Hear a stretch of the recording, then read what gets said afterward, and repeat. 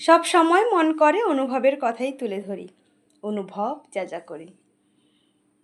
মন বলে যদি ইতিহাসের পৃষ্ঠায় স্পষ্ট করে লেখা থাকতো বীরদের কথা, তাদের বীরত্বের গল্পগাথা, তাহলে আজকে প্রত্যেকটা ঘরে না হোক, প্রত্যেকটা গ্রামে, প্রত্যেকটা গ্রামের কোণে একটা করে ভগৎ সিং জন্মাতো নিশ্চয়ই। তবে যদি কোনো কারণবশত দেশের প্রতি কর্তব্য, মাতৃত্ববোধ জন্মে যায়,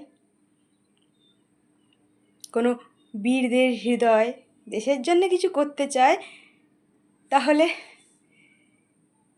অন্যায়ের মাথা ব্যথা হয়ে দাঁড়ায়। অন্যায় সেই সত্যের গলা টিপে ধরতে চায়। ভগৎ সিং একটা দারুণ কথা বলেছিলেন না, যে তুমি আমার দেহের নাশ ঘটাতে পারো, আমার আত্মার নয়। তুমি আমাকে বন্দি করতে পারো, আমার ভাবনাকে নয়। সেই ভাবনা, মহান ভাবনা, অনেক ভগৎ সিংয়ের জন্ম দিয়েছে। একটা যুগেই কি ভগৎ সিং ছিল এমনটা নয়, ওনার ভাবনা অনেক অনেক যুব সমাজের হৃদয়কে দৃঢ় লৌহ ইস্পাতের মতো করেছে। দেশের জন্য কিছু করার উদ্যোগ দিয়েছে, মানুষের পাশে দাঁড়ানোর মানসিকতা দিয়েছে। শুধু নিঃস্বার্থভাবে নিজের কথা ভাবা নয়, দেশের কথা ভেবে চলাও মানব জীবনে ধন্য, এই ভাবনাও ভগৎ সিং দিয়েছে। কিন্তু সে এক পরাধীন ভারতের ভগৎ সিং, আবারও দেখলাম স্বাধীন ভারতের ভগৎ সিং, যে কিনা নিঃস্বার্থভাবে মানুষের সেবার কথা ভেবেছে, যে কিনা করোনা কালেও নিজের শরীর দিতে চেয়েছিল পরীক্ষার জন্যে, ভ্যাকসিন যাতে সঠিক উপায়ে সঠিক ভ্যাকসিন পৌঁছে যায় মানুষের কাছে। সেই বীরত্বের কথা কে বা মনে রাখে? যদি সেই চিঠি দেখে, চিঠি পড়ে, প্রধানমন্ত্রীকে লেখা চিঠি, তাহলে হয়তো অনেকের গায়ে লোম দাঁড়িয়ে যেতে পারে। তা না হলে অপরের উস্কানিমূলক কথাতে এক বীরকেও মানুষ পাগল ভাবতে পারে। আসলে একটা কথা দারুণ ছিল, পাগলেরা ইতিহাস গড়ে, আর ভালোরা তো খালি ইতিহাস পড়ে। যতবার ভাবি ওনার কথা, ততবার কেমন যেন একটা অনুভব হয় মনে। দেখিনি ভগৎ সিংকে, যতবারই পড়েছি ওনার বীরত্বের কথা, জল জমেছে চোখের কোণে। কিন্তু এ যুগেও ভগৎ সিংয়ের দেখা মিলল, কিন্তু সবাই তার গুরুত্ব বুঝলো মারা যাওয়ার পরে। বীররা কখনো মারা যান না, বীররা শহীদ হন। যারা সারা জীবন অপরের কথা ভেবে চলে, সেই অপরেরাও অনেক সময় তার পাশে দাঁড়ায় না জীবিতকালে। কিন্তু মানুষ বুঝবে, মানুষ তারে অন্য রূপে আবারও খুঁজবে। তাই চাইবো, প্রার্থনা একটাই, তুমি আবার ফিরে আসো, আবার ফিরে আসো, লড়াই এখনো বাকি। মানুষ তোমার বিচারের দাবিতে লড়বে ঠিকই, কিন্তু একটা সময়ের পরে ভুলে যাবে, স্বাভাবিক কি?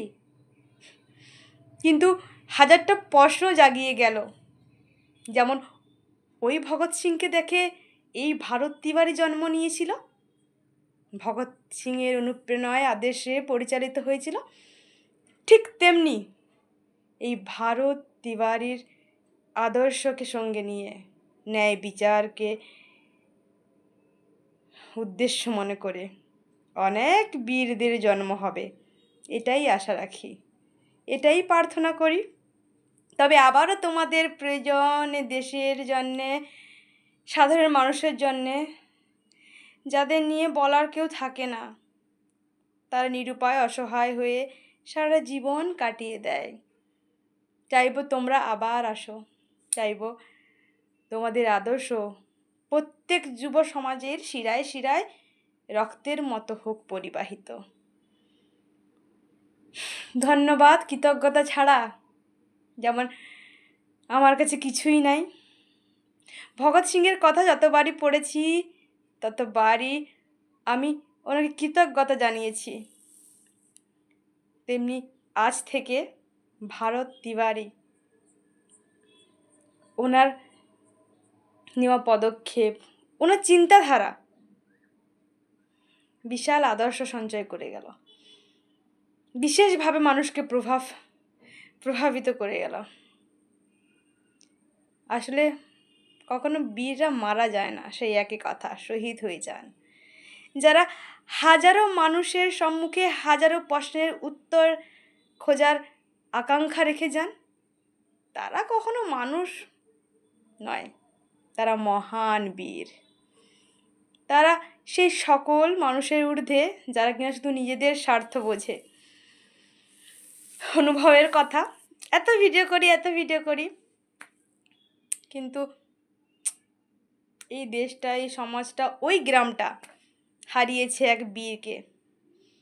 কিন্তু আশা রাখা যায় এমনও বীর বারে বারে জন্ম নেবে ভরত সিংয়ের আদর্শে,